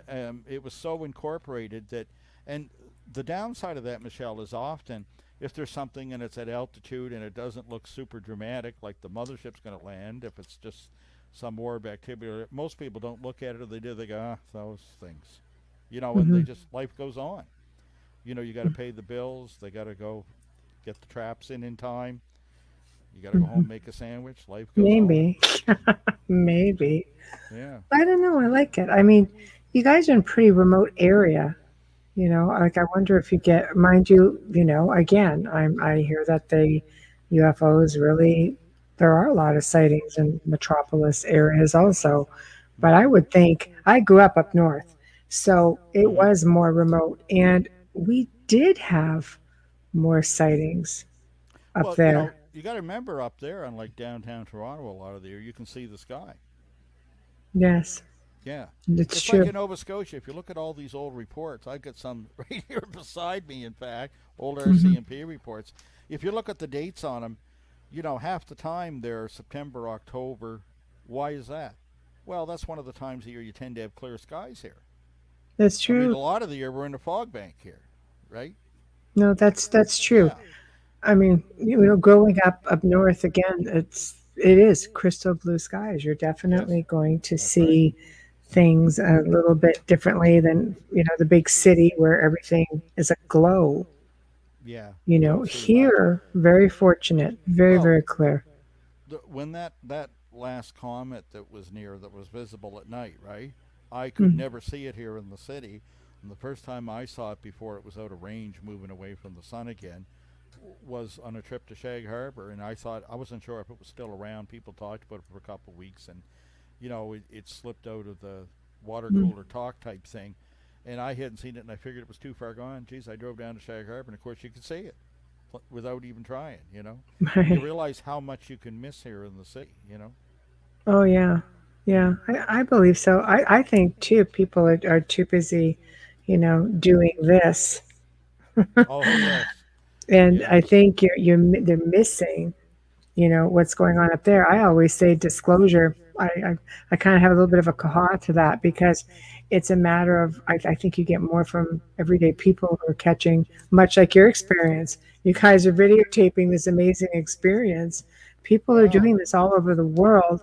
A friend of mine just sent me an amazing UFO photo that he took a few days ago when he was in the south of France. He goes, "Oh, hey, I was up on this mountain. Thought you'd like this." I'm like, Broad daylight. I mean, Mm. that's something else. Like, I don't think I've ever seen one in broad daylight. Well, that was the shocker for me on the Cape Sable sighting. We were, like I said, 3 o'clock in the afternoon on a bright sunny day in September. You know, you feel privileged. I'll tell you when you see it. Somebody said, do you ever think you'll have another sighting? Because I was 12 before I had one. That, you know, it'd been that long since I'm 66 now, right? And I thought it would never happen again. But in 2018, to catch that lengthy daylight sighting and so many witnesses standing around with you, and to get some video of it and everything, it's like Pretty impressive. that was a good day. That was a good day, Michelle. I mean, some people say, well, that was a great day when you got to visit this city, or I wouldn't mind south of France, or you were on a show, or you met somebody you always wanted to meet because of your work. But you know what? Hmm. Nothing tops that. To be in down there and you're looking at that and you go, that is something that's the holy other. It, That's it is. I can't believe it. yeah. It lasted. Like, that was a pretty long event. Well, that's right, and that's the incredible thing. And as it played out, it was emotionally draining on the witnesses. As I tried to describe, and it was a full range of reactions. Although some had none, some of them were just like, "What's that?" I don't know Hmm. what that is, and they'd walk away. But for many of them, it started becoming an emotionally draining. It was like they were oxygen drunk. They were hyperventilating, and sometimes it was euphoric, and sometimes, they were a little distraught. But it definitely had an effect. You need two things for a sighting or an encounter. You need a UFO. You need a witness, and it's that human element that is just as enticing. Like I say, the longer it played on, I didn't want to take my eyes away, but I found myself more and more watching the people too. Yeah, yeah, because that's Yeah. that's an amazing experience. But to experience it with so many other people, and you're witnessing the same thing, that's pretty incredible. That's a pretty special moment. Yeah, it was reassuring. It was like you Hmm. looked at it and you're like, because after a while, it can seem kind of academic to you, and it's like, yeah, but it's so hard and it's never going to happen. And I think about how many people want an interview about a UFO experience, and I would often ask them, well, do you think it'll ever happen again? And some would say, oh, I don't think I'll be that lucky. I keep looking, I keep thinking I'm seeing something, but in the end, it's not. And then Hmm. others would say, well, I don't know. And, for some of them it was negative, and some of them were in the middle. And for those ones, I'd usually say, well, would you want your children to experience it? And they'd go, no. But, Hmm. That's a wow, yeah, tough to one. me, it charged my batteries. It was like, yeah, oh, It, yeah. it gives you a little bit There is more some magic, oomph it to is in keep going, there. doesn't it? Oh, yeah, well, you know, you're good now for years, like I don't know. it's They possible. say, and another theory is that if you just go outside and ask. Yeah, I've been told that. Some people claim that. Yeah, yeah. I encourage them to. I don't see I why have a not. few. I've had some You know. guests come on and say, "I just went Yeah. out and I just asked." I'm like, just like that. Well, shit, I've been doing it wrong the whole time. Mm. you know. It hasn't worked for me in life for too many things I've asked. Like I'd like a '59 Les Paul or Sure, yeah, sure. a pre CBS Strat or something, but Yeah, hasn't appeared yet. I have to be happy with my old Telecaster. So. right. I don't know. I mean, I don't know. Seeing a UFO. But it just goes to show if that's a fact and there's intelligent life there. Mm. But There's yeah, something. people say that, and early on when I was so serious and overwrought with this stuff, it used to bother me when people would say something like, "Well, I'll just wish for it and it happens," or "Do you think it could happen?" Hmm. And I was like, oh, "Don't have time for that." Nowadays, I'm just like, you kind of mellow out, and it's like, yeah, who knows? I'm just glad that I've met the people I've met, and you've had the experiences you've had, Hmm. and your mind was open to it, and you know it's better Hmm. than collecting stamps. Yes, there is life after high school. That's There's important life to me after who's high not an school. academic. Yeah. That's important for me, somebody who's not an academic or a scientist, right? I just Right. kind of threw myself at this thing and was persistent because nobody else seemed to be doing it here, you know. Hmm. And I was glad that I've seen a few of these cases gain their own momentum. And it was like, yes, I was right. There's something there. But there was nothing, you know, they say seeing is believing, Hmm. but seeing is more than believing. It was life affirming. It really was for me there that day. I'm like, yes, you're not wasting your time. You But know, now you that you've knew had it. this like amazing sighting, Mm. do you think you'll find yourself helping people who claim to have been abducted a little bit more, like Heather, people in her situation? Yeah, possibly, Yeah, possibly. You know, the trouble is, you know, everybody wants me to do something. I mean, uh, that might be the key, though. well, it might be, you know, because it's certainly in a lot of ways that's more gratifying than what is it? I think on the 21st, the French group up there in Quebec has asked me to respond to this Pentagon release, and I thought, and they give me a list of who's doing it. You know what sold me on that? I was almost ready to refuse that, and I think, oh God, another time-consuming thing, and I got to write a paper and make a video that'll go on YouTube. But Right. when I seen a bunch of people I respected, many I haven't met from around the world, it's truly a global event, and I'll tell you, credit really goes out to Jan Vadnais, the director there of the French UFO group, Garpan, for Hmm. getting this thing off the ground and organize it. And because on the 21st, we're going to have people respond like from, you know, Buenos Aires, Paris, Spain, you know, and even the U.S. You know, Jan Aldrich is going to contribute, right? Hmm. Who, you know, I worked with in a couple things years ago, and So it's called the International Academic and Civilian Ufological Community's Response I to was the going to U.S. have, Government Pentagon and UAP Task Force, uh, a uh, multi-metropolitan international press yeah, conference. I like it. I had yeah. it Well, queued up. I just like it because you know it should bring out that world view, right?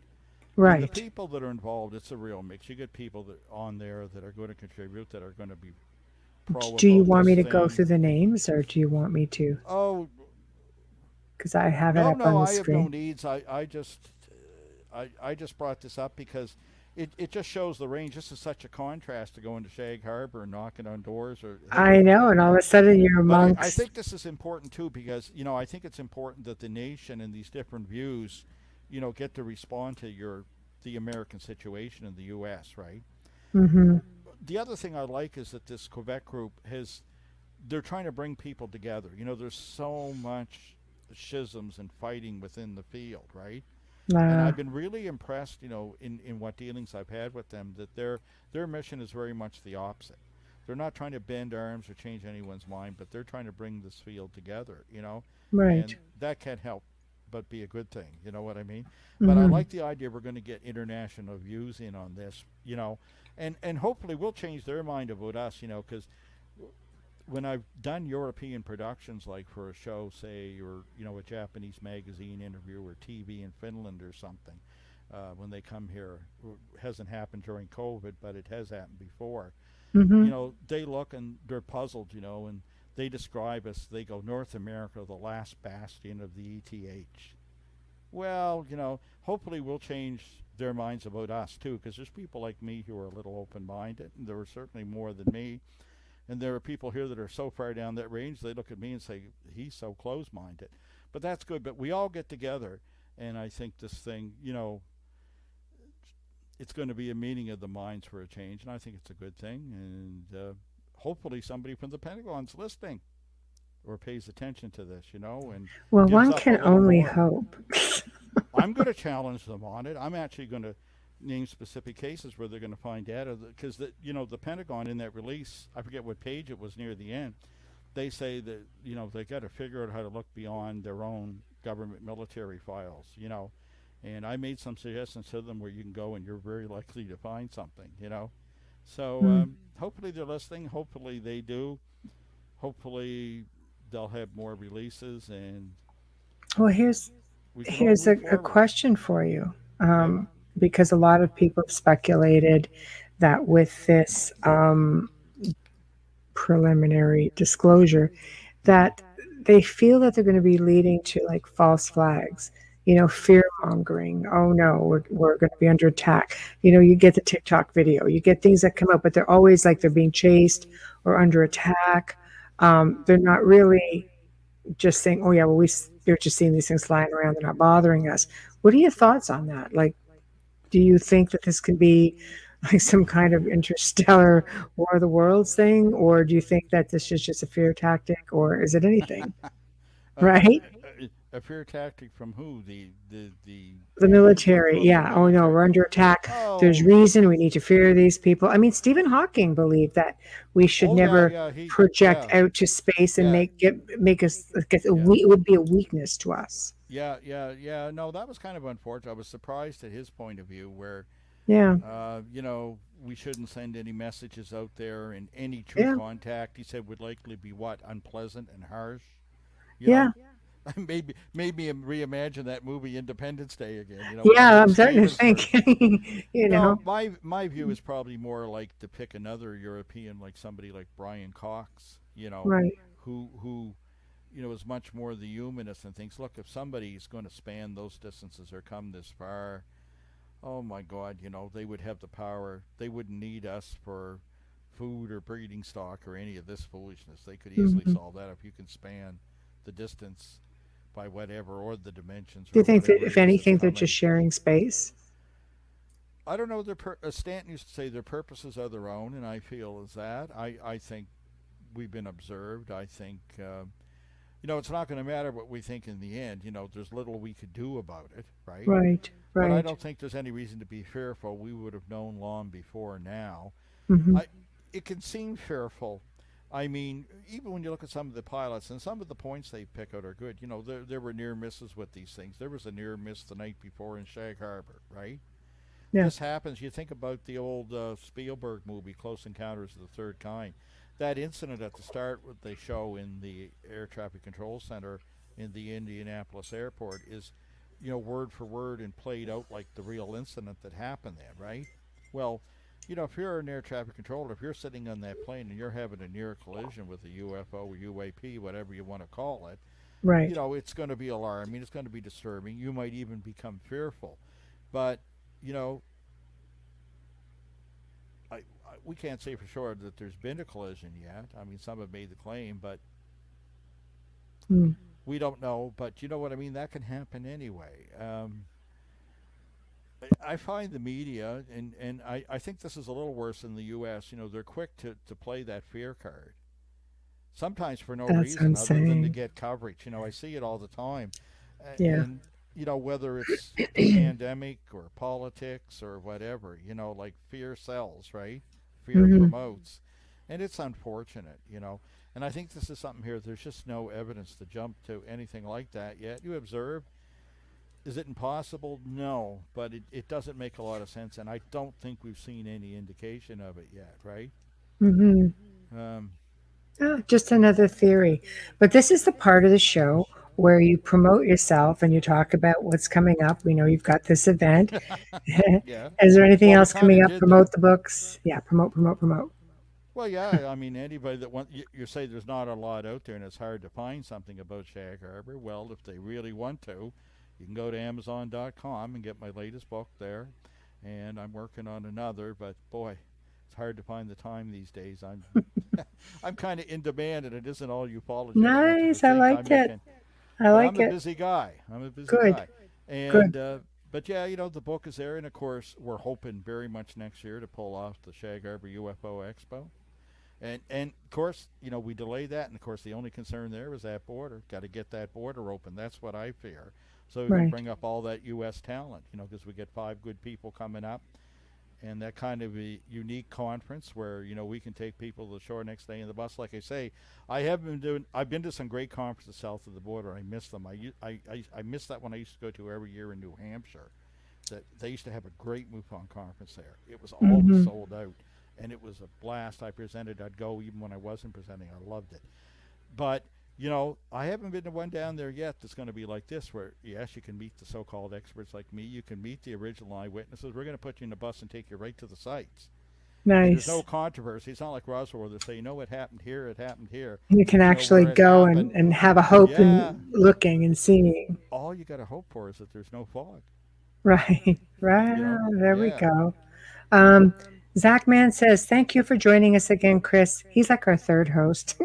Keep up all the great work that you do. Have a good night, everyone. Have a safe weekend. So he just wanted to pass that on to you. So he's always in chat and did not miss you the first time. So then, if they want to, do you have a website? Do you have social media? Do you have anything? How Oh, can I don't people do reach out social to you? media. I don't have a website. People get hold of me by contacting the Shag Harbour Incident Society. They have a website. They're a bit of a buffer zone, but hell, they'll get through to me on anything, right? They'll get through to you and just Yeah, keep the I'm kind of crazies a away. digital hermit. In the early days, I went on social media and I thought, "Oh my God, I can't keep doing this." You know what I There mean? we go. There's And only Wayne so says much of me to go around, right? that's So, hard. but anybody really needs to get hold of me. They always seem to be able to, and like I say, they can start there. People in Shag Harbour will talk to you. They'll show you the hospitality. The message will get Right. through to me. Elliot knows how to get hold of me. You guys know how to get hold of me. So there you go. I rely on my friends. Nice and easy. So, okay, if you really need to get a hold of him, I'll be the buffer. You can message me. Yeah. So Wayne says, "Thank you, Chris. Always a pleasure hearing you, sharing all your stories. And thank you. You folks are the highlight of my Thursday evenings. Well, thank you. Wednesday, too, I hope. So, but Chris, thank you so much for Thank joining you for me your again. interest. Always, you know, Sorry about the technical glitch. it happens. It's live I'll radio. It I'll know happens. how to fix it the next time. It's never There happened we go. before. Yeah. And let me know when that next book comes out, or you have something else coming up, and I we'll I get you I back on will. again anyway. I will. Oh yeah, sometime. Like there's ones I wanted to talk, but we haven't even got to because everybody wants a little about Shag Harbour, and you start talking Well, about I the just like local to do a stuff. recap for anybody who didn't Sure. tune in the first time. So the next time we're booking into the We'll new do year other now, so we provinces. can. We'll do PEI in Newfoundland next I time. like it. Yeah, I I've been like it. there. They know me. Okay. I'll get you back on for sure. I love it. All I right. love the God bless you. stories. Goodbye. Bye. All right, darling. Thank you very much. Night, night. Bye. Well, we've come to the end of another fantastic segment here on the Outer Realm. Thank you for tuning in this evening. Thank you to everybody in chat. And of course, Chris Stiles, our special guest. And I've got a feedback again. um, so thank you to our producer, Joe Montaldo, for manning the fort behind the scenes and getting through the technical difficulties. Huge thank you to, of course, Folgers Coffee. Get yourself some Folgers, people. Perfect for sitting in on a segment with the Outer Realm. But thank you to Folgers for sponsoring tonight's show and all of our shows. We appreciate you. We love you. Remember to stop by the UFO Paranormal Radio Network YouTube channel, and of course that funky one that we keep getting, which is why am I brain tooting? UFO Gods and Extraterrestrials. My gosh, there it is. Please subscribe. While you're at it, head on over, find us at the Outer Realm on Facebook and follow us on Instagram. Amelia keeps up with the pages pretty much head on, so you'll get all kinds of content there. If you'd like to see a specific guest or a topic on the show, or you have a complaint, or you just have something nice you want to say, or you have questions, even questions about our guests, please email us at the outer realm contact at gmail.com. The outer realm contact at gmail.com. So next week, tune in again as we have, of course, more amazing guests. On Wednesday, for the very first time, we welcome Trey Hudson to the show, and he's going to be discussing, okay, brace yourselves, Skinwalker Ranch and UFOs. Now, Thursday night, we welcome back, of course, some of our favorites, which is Carl Cookson and Hamilton White of the new show, The Lost Relics, Part 2 of the original series Lost Relics of the Knights Templar. Now, it's always an off-the-cuff segment with these guys. They're hilarious, and they usually have a little show and tell for us. So who knows what's going to happen? Hopefully just a whole lot of shenanigans. So please tune in again. Have a great rest of the week. Have a fantastic weekend. And until then, Amelia and I, especially me at the moment, have a good night. Have a fantastic weekend. And we'll see you next week.